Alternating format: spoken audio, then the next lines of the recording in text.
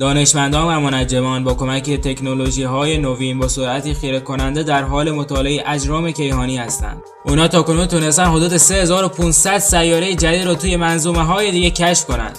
حقیقتی در مورد آن منظومه‌ها دانشمندان رو بسیار شگفت‌زده کرده و آن این است که تاکنون بر اساس مشاهدات و مطالعات سیاره‌ها و ستاره‌های کشف شده به طور اساسی با منظومه شمسی تفاوت دارند. به عنوان مثال برخی از منظومه‌های ستاره‌ای یافت شده به طور عجیبی فشرده‌اند و عجیب‌ترش اینه که این سیاره‌ها به طور برعکس دور ستاره مادر میچرخند و دارای مدارهای بیضوی شبیه به شهاب سنگ‌ها هستند. ویژگی‌های مرموز این سیارات و ستاره‌ها دانشمندان را بسیار شگفت‌زده کرده و باعث شده به این نتیجه برسند که شاید منظومه شمسی ما یک استثناء است و با منظومه‌های دیگر کاملا متفاوته و شاید دلیل وجود حیات در زمین هم همین ویژگی‌های خاص منظومه ماست. اما با این حال هنوز هم نمیتونیم با قاطعیت بگیم که فقط در منظومه شمسی ما حیات وجود